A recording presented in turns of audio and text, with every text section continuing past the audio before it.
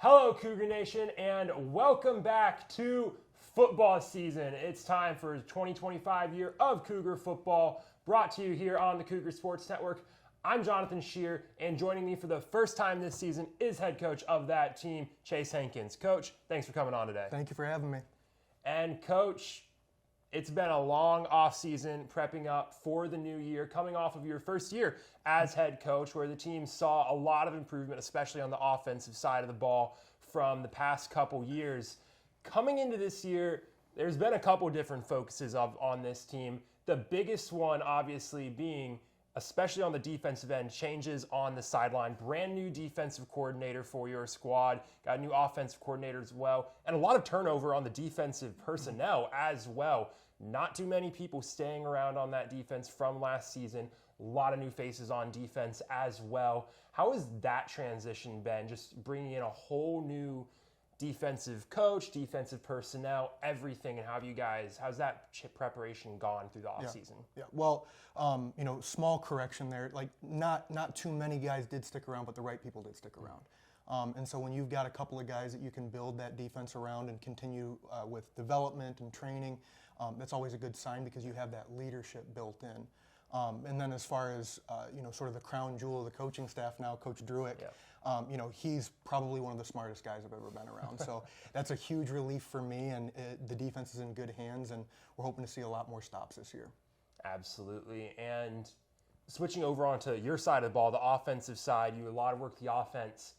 A lot of this consistency there. Colton Bosch returning at QB, your backfield, Jerron Brown, he's back. So that's kind of saying the same. That receiving core, a lot of turnover there, a lot of graduates, a lot of people going out. So totally different faces coming in on that receiving core.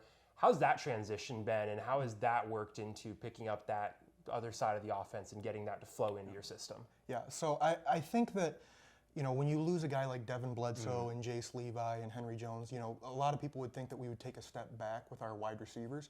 But to me, and I know that my quarterbacks would agree with me and the coaches would agree with me, there's a lot less balls on the ground now. The guys are a lot crisper in running their routes. They're doing a really good job of attacking and perimeter blocking, where I think that last year was sort of a proof of concept with those receivers. They were great receivers, but I think that we've taken a couple of steps forward in that regard too. Absolutely. And another part of the offense that just sparked mine that also has seen a lot of turnover coming into this year, couple faces sticking around from last year on the offensive line. So a lot of turnover there, mostly new group for the offensive line. How's that construction gone, putting that together, trying to rebuild that from last year? Yeah, so that definitely is a little bit of a blow there, where you had three guys in C.J. Morris and Christian Duran and Jalen Franklin, playing with each other for a really long time.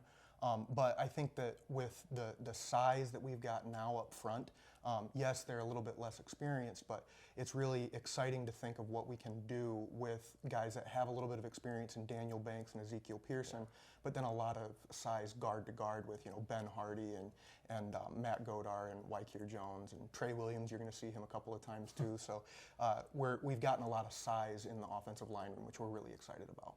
Absolutely. And that's all of your changes from the offseason, those position groups. You've put this team together. You guys have been working to getting experience playing together through the offseason, and it's building towards tomorrow, season opener right here at home against University of Minnesota Morris. Also the Cougars coming into town for an 11 a.m. matchup tomorrow. As you look ahead to next week, I know I've talked with a bunch of the guys on the team. They are very excited to get going tomorrow, and they feel very confident, very motivated for tomorrow's game. As you've gone through the last week or two focusing on this season opener, what have you kind of been looking to do, prepping with that game plan? What's been that focus to try and win tomorrow? Yeah, so generally we just want to score more points and prevent points being scored. But I think, going back to what you said, a big reason why they're excited is because they're invested and they're dedicated to this. And it's always easier to pull guys back in practice and say, don't go so hard, rather than we need you to go a little bit harder. And that's been something that's been from an identity standpoint, significantly different, where we've got guys that are hungry to practice and hungry to get better, and that excitement shows through because it just means more to them now. And not saying it didn't mean more to them last year, but they notice that there's a direction in this program, and we retained the right guys, and they developed, and then we recruited the right guys as well, where we've got a really, really good group. and we're just going to let that personality show. That's the theme of this week. Absolutely. And something I kind of want to do just to start off this year, we'll focus short term now. First season opener, what is some sort of quantifiable goal that you want your team to hit on the field tomorrow? I have to give you a hard number? General number. Yeah. That's a good question. I would say points. I'm not going to put a number on it, but points. Yeah. We're never going to be happy if we end it with a punt. Sorry for Dennis Vanderplow, our punter. I love you to death, but I don't want to see you on the field very much. And then I also want to see us, ending with their punter getting a little bit sore from how much he's punting. So if we can get those two things squared away, I think we'll be okay. Absolutely. Well, that'll do it for this week's Football Coaches Weekly. Coach Chase, thank you for coming on the show again this week, and thank you for tuning in to Coaches Weekly on the Cougar Sports Network. Like we mentioned, Cougar football back in action for the 2025 season right here in River Forest tomorrow, taking on the University of Minnesota Morris Cougars out at Concordia Stadium at 11 a.m. You'll be able to catch all that action right here on the Cougar Sports Network. Again, thank you for joining us. I'm Jonathan Shear with Cougar Sports Network, and as always, roll Cougs. Go Cougs.